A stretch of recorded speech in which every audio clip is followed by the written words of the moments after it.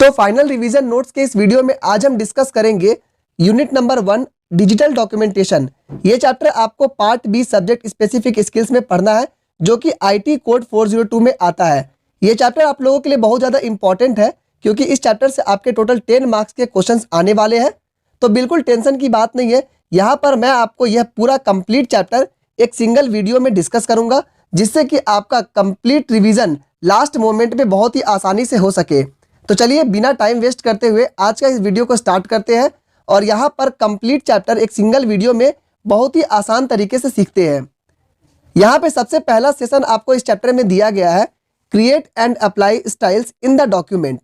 सबसे पहले तो माइंड में क्वेश्चन आता है स्टाइल्स होता क्या है। तो सबसे पहले हम सीखेंगे स्टाइल होता क्या है, उसे क्रिएट कैसे करते हैं और अप्लाई कैसे करते हैं। स्टाइल्स का मतलब होता है a style is a set of format that you can apply to selected pages text in your document to quickly change their appearance। यानी कि आपके पास कोई भी टेक्स्ट डॉक्यूमेंट लिखा हुआ है, उसमें आपको उस डॉक्यूमेंट के जो भी टेक्स्ट लिखा हुआ है उसमें कुछ चेंजेस लाना है अपीयरेंस में। जैसे उसके सारे लेटर्स को इटैलिक करना है, बोल्ड करना है, कलर चेंज करना है। तो ये आप क्या कर देंगे, स्टाइल से आप इसे चेंज कर सकते हैं। For example you may decide to change the font of all titles. जितने भी टाइटल्स दिए गए हैं उनके अगर फॉन्ट को आप चेंज करना चाहते हैं तो आप स्टाइल से कर सकते हैं। ये आपका सेट ऑफ फॉर्मेट है। नेक्स्ट आपका आता है advantages of using styles. Style को यूज करने का एडवांटेजेस क्या क्या होता है। तो सबसे पहला तो हो गया styles help us to apply consistent formatting to the document.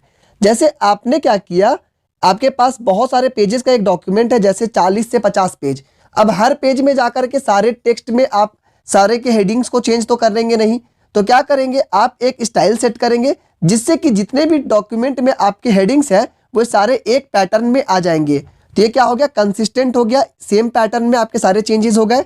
Second चीज है style make the major formatting changes simple. बहुत सारे फॉर्मेटिंग चेंजेस को आपको बहुत सिंपल करने के लिए आप स्टाइल को यूज कर सकते हैं।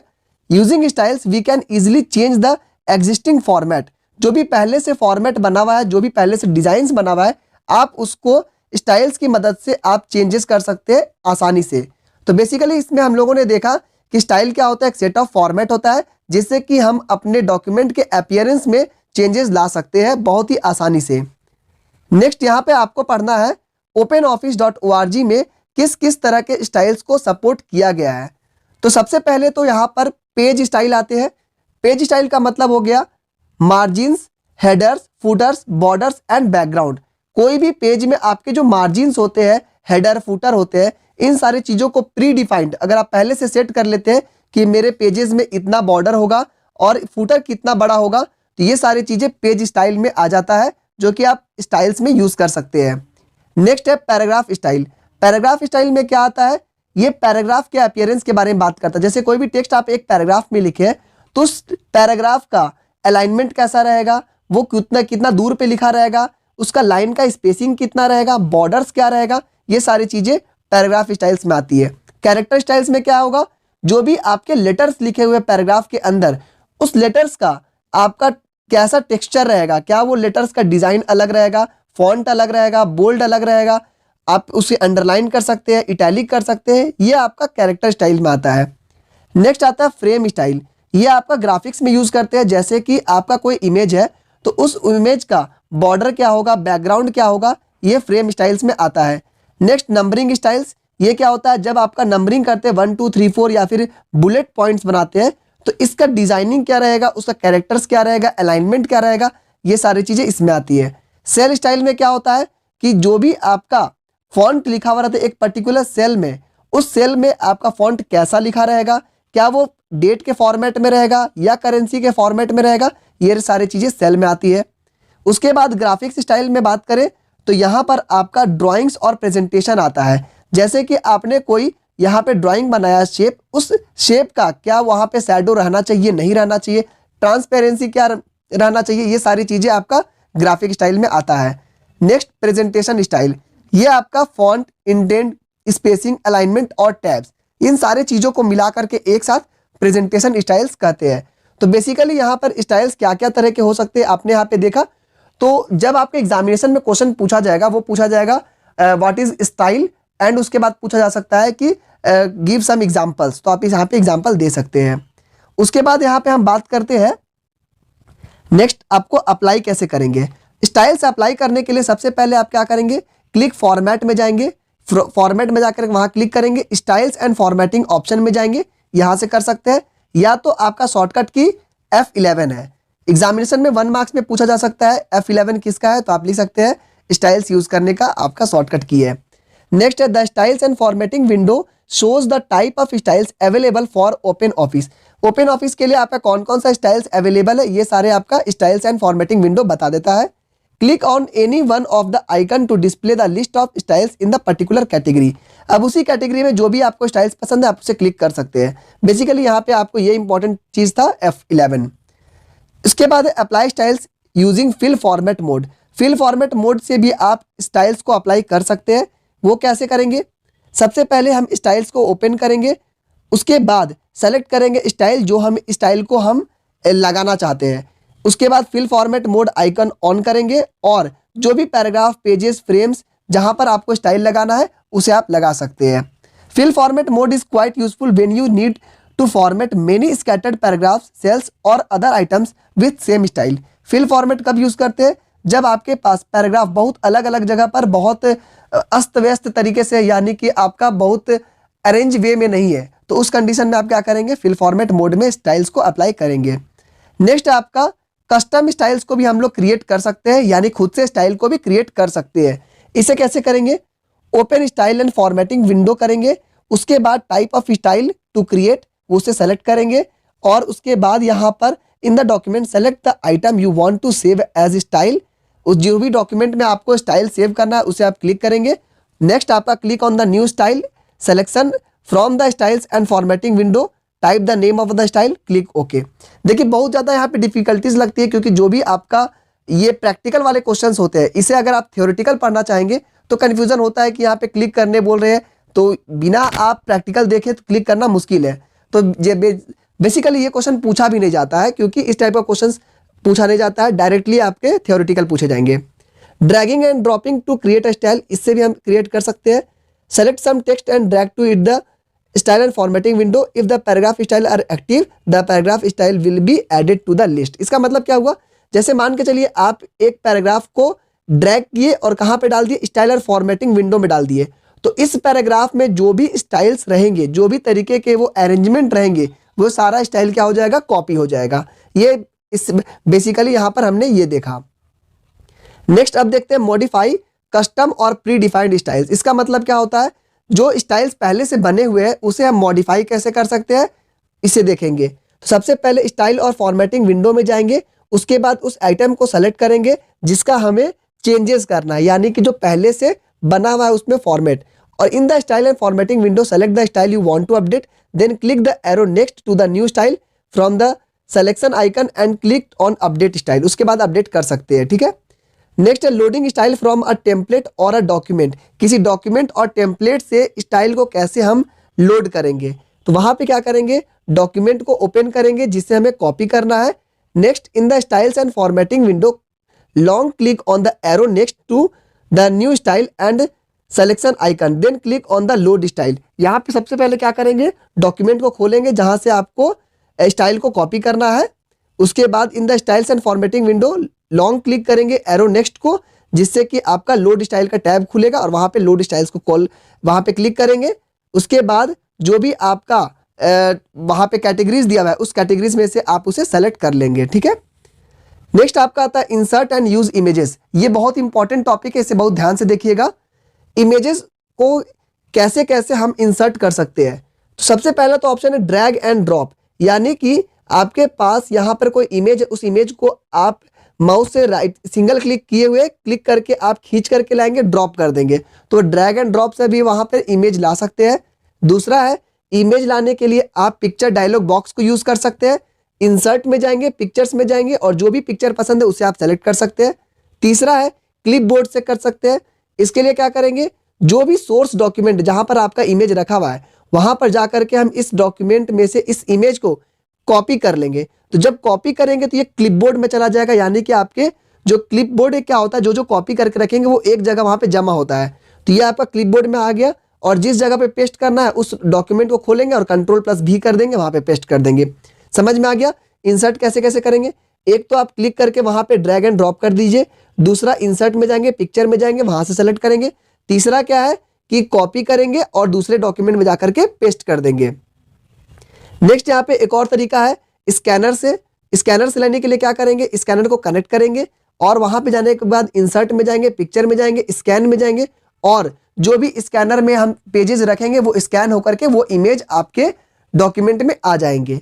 इसके बाद एक और तरीका insert an image from gallery. इसके लिए क्या करेंगे, open the gallery, click on the gallery icon on the choose tools gallery. तो यहाँ पे सबसे पहले टूल्स में जाएंगे, गैलरी में जाएंगे, वहां पे जाने के बाद जो भी इमेज आपको कॉपी करना है उसे आप इंसर्ट कर लीजिए। तो एग्जामिनेशन में क्वेश्चंस कैसे कैसे पूछे जाएंगे, एग्जामिनेशन में पूछा जाएगा कि इमेजेस को हम इंसर्ट किस किस तरीके से कर सकते हैं। तो आपको याद रखना है drag and drop, insert picture dialog box, next हो गया insert an image from clipboard यानी कॉपी पेस्ट, उसके बाद आपका आता है स्कैनर से और लास्ट में आपका आता है गैलरी से। नेक्स्ट आपको पढ़ना है मॉडिफाई इमेज। इमेज को आप मॉडिफाई कैसे करेंगे, मॉडिफाई मतलब क्या होता है, चेंजेस कैसे लाएंगे। ठीक है, तो जब भी आपके पास कोई इमेजेस है उसमें कुछ चेंजेस लाना है तो उसके लिए आप क्या करेंगे, व्यू में जाएंगे, टूल बार्स में जाएंगे और पिक्चर में जाएंगे। ठीक है, व्यू में जाएंगे, टूल बार्स में जाएंगे, पिक्चर में जाएंगे। यहां जाने के बाद अब आपको कुछ कुछ मोड्स मिलेंगे। उन मोड्स का मतलब क्या होता है ये आपको जानना बहुत ज्यादा जरूरी है। सबसे पहला तो आपका आता है ग्राफिक मोड। ग्राफिक मोड में हम क्या कर सकते हैं, इमेजेस को ग्रे स्केल में चेंजेस कर सकते हैं, यानी कि ब्लैक एंड व्हाइट में हम उसको चेंजेस कर सकते हैं। ठीक है, ग्रे स्केल मतलब क्या होता है, ब्लैक एंड व्हाइट। फिर क्या है, फ्लिप वर्टिकली और हॉरिजॉन्टली, यानी कि इमेज अगर इस साइड देख रहा है तो हम इसको क्या करेंगे, फ्लिप कर देंगे इस साइड, तो ये अभी साइड देखने लगेगा। तो फ्लिप वर्टिकली और हॉरिजॉन्टली। अच्छा, वर्टिकली का मतलब क्या होता है, वर्टिकली का मतलब होता है इस तरीके से। ठीक है, हॉरिजॉन्टली का मतलब क्या होता है, इस तरीके से। तो अगर हम फ्लिप करते हैं यानी कि इमेजेस को चेंजेस करते हैं, फ्लिप कर देते हैं, तो उसे कहते हैं हम फ्लिप करना। ठीक है, वर्टिकली और हॉरिजॉन्टली में। नेक्स्ट बहुत इंपॉर्टेंट है फिल्टर्स। फिल्टर्स क्या होता है कि अलग अलग तरीके से, जैसे आप देखे होंगे इंस्टाग्राम पे रील्स बनाते हैं या फिर आप कहीं पे फोटो पोस्ट करते हैं तो सुने होंगे बिना फिल्टर का कोई इमेज डालता नहीं है। तो वो सेम वही चीज है, फिल्टर डालना मतलब कि इमेजेस को सुंदर बनाना। ठीक है, तो फिल्टर डालेंगे। तो फिल्टर क्या क्या डालेंगे, सबसे पहला इन्वर्ट। इन्वर्ट का मतलब क्या होता है, जो कलर है वो कलर क्या हो जाएगा, ग्रे स्केल में चेंज हो जाएगा, यानी ब्लैक एंड व्हाइट हो जाएगा। ग्रे स्केल रहेगा तो वो कुछ ना कुछ कलर डाल देगा। ठीक है, स्मूथ करना मतलब क्या होता है, जो एजेस है वो बहुत ज्यादा स्मूथ हो जाएगा और जो कॉन्ट्रास्ट है वो आपका स्मूथ, यानी कि आप उस बहुत ब्लरी टाइप का हल्का दिखता है। ठीक है, स्मूथ मतलब बेसिकली ऐसे ब्लरी तो होता नहीं लेकिन देखने में बहुत ज्यादा सुंदर दिखने लगेगा। ठीक है, कॉन्ट्रास्ट कम हो जाता है। उसके बाद शार्पन करना मतलब जो कॉन्ट्रास्ट है उसको बढ़ा देना। ठीक है, उसके बाद आता है रिमूव नॉइस, जो आपका इमेज जो है वो डिस्टॉर्टेड दिख रहा है, पिक्सल्स दिख रहा है, उसे आपको थोड़ा सा अच्छा कर देना। उसके बाद है सोलराइजेशन। इससे क्या होता है, यहां पर आपका लाइटिंग के इफेक्ट को हम लोग देखते हैं, जैसे बहुत ज्यादा लाइट हो गया तो उसको कम कर देना।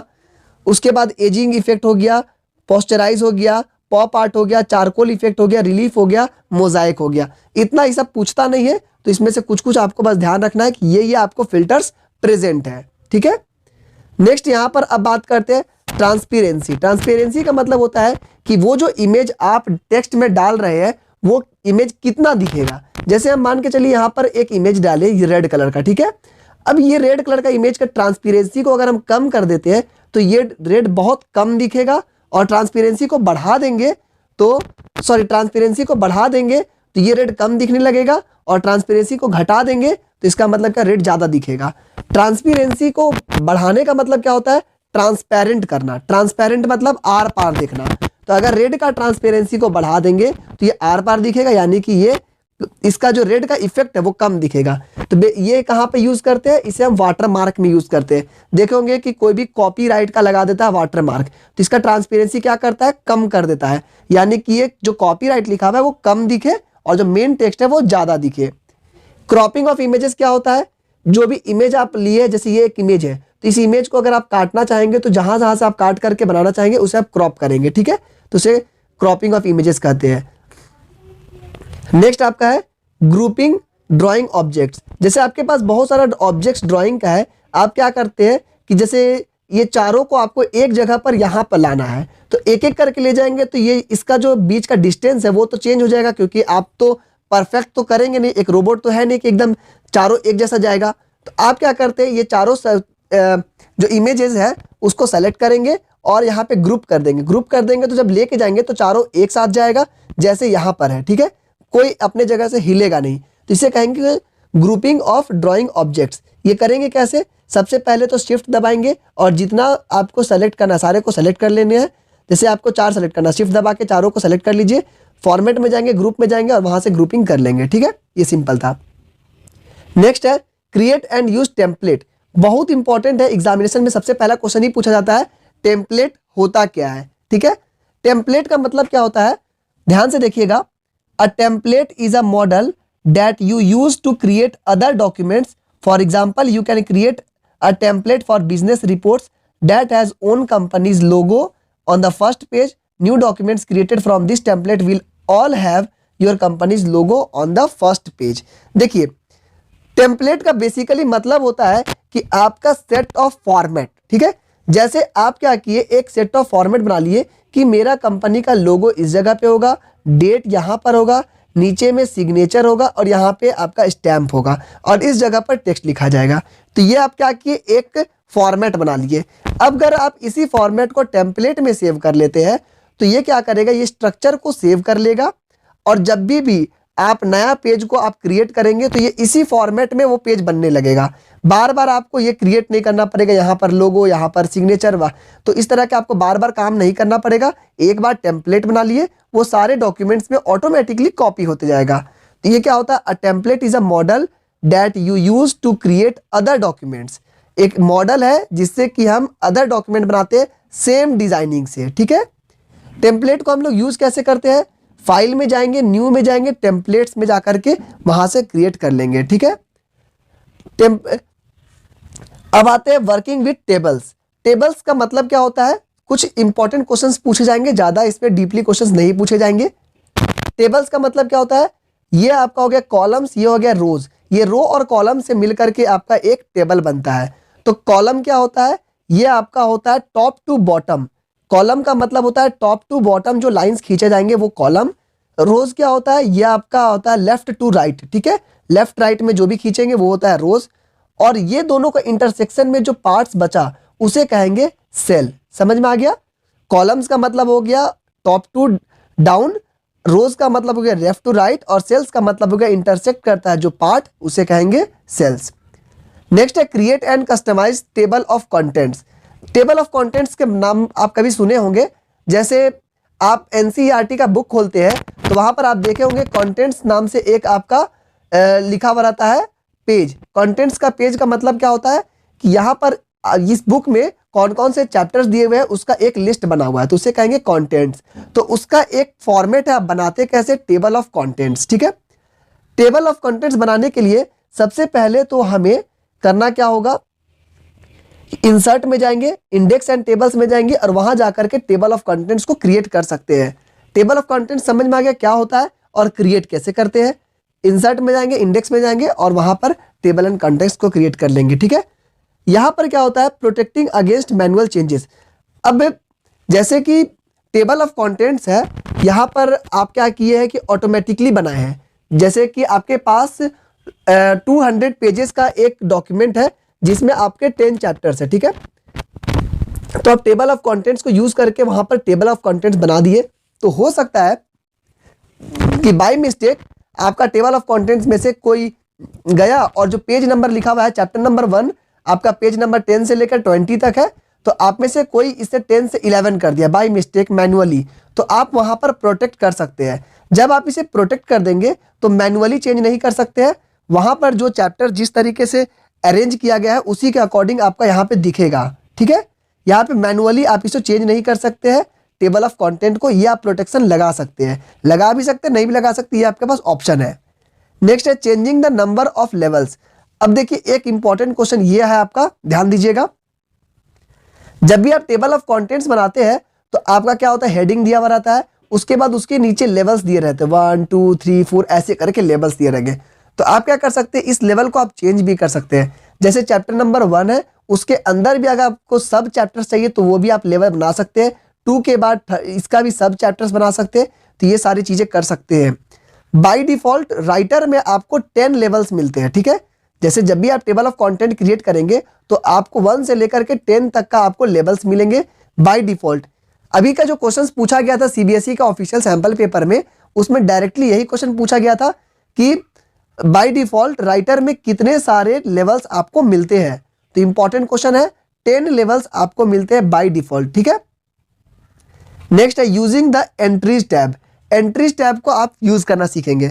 इस टैब से हम क्या करते हैं, to format the entries in the table of content for each outline level you can add and delete element such as chapter numbers. जैसे टेबल ऑफ कंटेंट्स में हम क्या बताएं कि बहुत सारे चैप्टर्स का डिटेल्स दिया गया है, आप क्या कर सकते हैं, इस डिटेल्स में से चेंजेस कर सकते हैं इन सारी चीजों को, ठीक है। उसे कहेंगे एंट्रीज टैब, ठीक है। नेक्स्ट आपका ये आपका using the style tab. Using the style tab to apply paragraph style to the table of contents. अब यहाँ पे टेबल ऑफ कंटेंट में भी आप स्टाइल टैब को यूज कर सकते हैं, जो आपको चैप्टर नंबर 1 में पढ़ाए थे, मतलब यूनिट में। तो वहां पर जो आपको बताए थे स्टाइल्स का मतलब क्या होता है, सेट ऑफ फॉर्मेट। अब उस फॉर्मेट को आप यहाँ पर भी यूज कर सकते हैं टेबल ऑफ कंटेंट में, जिससे कि आप टेबल ऑफ कंटेंट का डिजाइन चेंज कर सकते हैं। यूजिंग द बैकग्राउंड टैब, यहाँ पर बैकग्राउंड टैब को यूज करके आप टेबल ऑफ कंटेंट के पीछे में क्या इमेज रहेगा, क्या कलर रहेगा, उस सारी चीजों को आप चेंज कर सकते हैं। नेक्स्ट बहुत इंपॉर्टेंट चैप्टर है आपका implement mail merge. Very very important, इसमें से आपका 4 मार्क्स के क्वेश्चन कंफर्म आने वाले हैं, बहुत ध्यान से देखिएगा, इंपॉर्टेंट क्वेश्चन है। मेल मर्ज होता क्या है, देखिए सबसे पहले तो ध्यान से समझिएगा मेल मर्ज होता क्या है। मेल मर्ज क्या है, एक तरीके का प्रोसेस है जिसमें आप लेटर लिखते हैं, ऐसा लिखते हैं जिसमें बहुत सारे लोगों को आप लेटर भेजेंगे, लेकिन उन लोगों को लगेगा कि ये जो लेटर है वो सिर्फ उनके लिए लिखा हुआ है, पर्सनलाइज्ड लिखा हुआ है। जैसे आप एक लेटर को लिख रहे हैं, ठीक है, और यहां पे लिखा हुआ है टू लिखा हुआ है, और यहां पे मान के चलिए लिखा हुआ है दीपक, और आप ये लेटर को स्टार्ट किए, ठीक है। अब आप चाहते हैं कि यही लेटर को करीब 1000 लोगों को पास भेजना है, लेकिन सबका नाम तो दीपक नहीं रहेगा, तो यहां पर आप क्या करेंगे, सबका नाम चेंज करेंगे। तो ये करना बहुत ज्यादा लेंदी हो जाएगा अगर आप सारे पेजेस में चेंज करना चाहेंगे तो यहीं पे आपका आता है मेल मर्ज। मेल मर्ज में क्या होता है, आप एक लेटर को लिखते हैं मास्टर लेटर, और उस लेटर को अगर आप 1000 लोगों में भेजेंगे तो उन 1000 लोगों का अलग अलग नाम यहाँ पे आएगा, उनका एड्रेस आएगा, जिससे कि उनको लगेगा कि ये लेटर सिर्फ मेरे को लिखा गया है, ठीक है। इसका डिटेल देखिए, a mail merge is a way to take a letter you have written and send it to a whole bunch of people, personalizing it with information about them so they might think that you have typed that letter personally for them। यानी कि एक letter लिखेंगे और bunch of people हजारों लोगों को भेजेंगे, और उनके पर्सनलाइज्ड इंफॉर्मेशन रहेगा, उनका नाम, उनका एड्रेस, उस तरीके से उनके पास ये लेटर पहुंचेगा, ठीक है। मेल मर्ज को हम क्रिएट कैसे करते हैं, इसके लिए आप क्या करेंगे, टेम्पलेट ऑप्शन में जाएंगे, वहां पर जाने के बाद इस डॉक्यूमेंट में सबसे देखिए create a mail merge document, सबसे पहले तो हमको लेटर बनाना होगा, ठीक है। ध्यान दीजिए, मेल मर्ज के लिए आपके पास 2 पार्ट हुआ। सबसे पहले तो आपको डेटा बनाना होगा कि क्या लिखना है, और दूसरा पार्ट क्या हो गया कि जिसको जिसको भेजना है उसका लिस्ट रहना चाहिए। जैसे आपको 1000 लोगों को ये डॉक्यूमेंट भेजना है तो उनका लिस्ट और एड्रेस होना चाहिए, और दूसरा आपके पास जो लेटर है, ये 2 पार्ट। तो जो भी आप लिखिएगा लेटर, उसको कहाँ लिखिएगा, और जो आपके पास जो लिस्ट है वो कहलाएगा सोर्स, जिसको भेजना है। तो ये 2 पार्ट हो गया, दोनों को कहाँ कहाँ लिखेंगे ये देखिए। जब आप मेल मर्ज बनाते हैं तो आपको सबसे पहले तो लेटर लिखना है। तो लेटर लिखने के लिए आप क्या करेंगे, ओपन अ टेम्पलेट और create a new writer document. कोई नया डॉक्यूमेंट में जाइए जहां पर आपको लेटर लिखना है, ठीक है। से अब डॉक्यूमेंट में लेटर लिख करके उस डॉक्यूमेंट को आपको सेव करना है, या तो .odt या तो .ods में, ठीक है। अगर आप इसका एक्सटेंशन गलत लिखेंगे तो सेव नहीं होगा। तो राइटर का जो एक्सटेंशन होता है वो होता है .ods, तो या तो आप .odt या तो आप .ods में सेव कर लीजिए, ठीक है। Write out the text that will be going to everyone and plan where you want to fields. अब देखिए आपने क्या किया, एक तो खोले राइटर को, और वहां पर जाने के बाद लेटर को लिखे, और जिस जिस जगह पर आपको वहां यूज करना है सोर्स का, जैसे किसका नाम, किसी का एड्रेस, उसको प्लान कर लिए, और सारे चीज को लिखने के बाद .odt या .ods के एक्सटेंशन में सेव कर लिए। ठीक है, ये तो आपका काम हो गया लेटर पार्ट। दूसरा पार्ट हुआ सोर्स पार्ट। उसे कहाँ रखेंगे? चूज फाइल में जाएंगे, न्यू में जाएंगे, डेटाबेस में जाएंगे और यहाँ पर आपका एक स्प्रेडशीट डेटा खुलेगा जहां पर आपको जो भी लिखना होगा वो सारी चीजों को डॉक्यूमेंट में बना करके लिख देंगे। ठीक है, तो दो पार्ट हो गया, एक तो लेटर पार्ट, दूसरा सोर्स पार्ट। नेक्स्ट आपका आता है editing a saved file of mailing labels. अब देखिए मेलिंग लेबल्स जो है उसके सेव फाइल को एडिट करना है। इसके लिए क्या करेंगे? To edit a saved file of mailing label, open the saved label file in the normal way, you will be prompted to update all links, choose no for the following reason. देखिए एक question तो पूछा जाएगा कि जब भी आपसे edit करने के लिए बोला जाता है मेलिंग लेबल में, तो वहां पर आपको ऑप्शन मिलता है कि क्या आप सारे लिंक को चेंज करना चाहते हैं, तो आपको ऑप्शन चुनना चाहिए नो। क्योंकि जब भी अगर आप यस चुनेंगे तो ये जो मास्टर लेबल है, ठीक है, जो पहले जो आपका मास्टर लेबल है उसके अंदर बहुत सारा लेबल है, वो सारा चीज चेंज हो जाएगा। उसके बाद फिर आपका ये डॉक्यूमेंट वर्क नहीं करेगा, जो मेल मर्ज का जो मेन फंक्शन है वो वर्क नहीं करेगा। इस वजह से हम लोग यहाँ पे नो चुनते हैं और यहाँ पे इंडिविजुअली सारे रिकॉर्ड को चेंजेस करते हैं। ठीक है, बात समझिएगा। एडिटिंग जो भी करेंगे हम लोग, तो जब भी एडिटिंग करने जाएंगे तो आप पूछेगा कि क्या सारे लिंक को चेंज करना है, तो हम लिखेंगे नो, क्योंकि अगर हम उसे नो नहीं करते हैं तो जितना भी लिंक्स है सारा लिंक चेंज हो जाएगा, जिसके वजह से हमारा जो डॉक्यूमेंट है वो काम नहीं करेगा, मेल मर्ज काम नहीं करेगा। तो यहाँ पे हम लोग नो चुनेंगे, तो इसके बदला हम लोग इंडिविजुअली जाकर के चेंज करना चाहिए। ठीक है, next very very important question, what are the advantages of mail merge. Mail merge का एडवांटेजेस क्या क्या होता है? सबसे पहला तो many people can be selected at once, so we can send them the letter easily. बहुत सारे लोगों को सेम लेटर हम भेज सकते हैं इजीली। सेकेंड हो गया by using mail merge we don't have to type each recipients name separately in each letter. सारे लेटर में अलग अलग तरीके से उनका नाम और एड्रेस लिखने का हमको जरूरत नहीं पड़ता है। एक बार डेटाबेस तैयार कर लिए उसे बार बार यूज कर सकते हैं। तीसरा है we need to proofread only the main document. अब देखिए अगर आप 1000 लेटर लिखिएगा तो सारे लेटर को आपको चेक करना पड़ेगा क्या वो लेटर सही है गलत है, तो उसमें बहुत मेहनत है। तो यहाँ पर आपको सिर्फ एक बार मेन डॉक्यूमेंट को प्रूफ रीड करना होगा, यानी चेक करना होगा, और सारे डॉक्यूमेंट तो बाय द वे कॉपी हो रहे हैं, तो आपको टेंशन लेने की बात ही नहीं है। नेक्स्ट है it is economical and saves a lot of time. यह आपको बहुत सारा टाइम बचाता है। तो यहाँ पे आपने देखा मेल मर्ज होता क्या है? मेल मर्ज का मतलब होता है कि एक ही लेटर को आपको बहुत लोगों को भेजना है, लेकिन पर्सनलाइज्ड वे में, उन्हीं का नाम उन्हीं का एड्रेस दे करके। ठीक है, दूसरा देखे मेल मर्ज का फायदा क्या क्या होता है? बहुत सारे लोगों के पास सेम लेटर जाएगा। दूसरा है मेल मर्ज में हम लोगों को अलग अलग नाम और एड्रेस बार बार टाइप करना नहीं पड़ेगा, एक बार हम डेटाबेस तैयार कर लेंगे। तीसरा है हमें चेक करना होगा तो एक ही बार मेन डॉक्यूमेंट को चेक करेंगे, बार बार चेक करने की जरूरत नहीं पड़ेगी। उसके बाद ये आपका टाइम बचाता है। तो दोस्तों यहाँ पर आपका ये चैप्टर पूरी तरह से कंप्लीट हो गया है। जो जो इंपॉर्टेंट पार्ट्स थे मैंने आपको सारे बता दिए। मेल मर्ज से एक क्वेश्चन 100% आएगा, उसके बाद आपका स्टाइल से एक क्वेश्चन आएगा, टेम्पलेट से एक क्वेश्चन आएगा। ये 3 पार्ट से आपके क्वेश्चन आएंगे और ये तीनों पार्ट को अगर आप अच्छे से समझ गए तो आपका अच्छा से अच्छा स्कोर कर सकते हैं। आज के इस वीडियो में दोस्तों इतना ही। आपको इसका नोट्स वगैरह कुछ भी चाहिए तो आप crackmycbse.com पे जाइए। हमारा मोटो है learn simple learn easy, easiest और सिंपलेस्ट वे में कोशिश करते हैं जितना हो सके समझा सके। Thank you and have a nice day. Comment में जरूर बताइए दोस्तों कि नेक्स्ट वीडियो आपको किस टॉपिक पे चाहिए। बहुत जल्द से जल्द आपको वीडियो लाने की कोशिश करेंगे।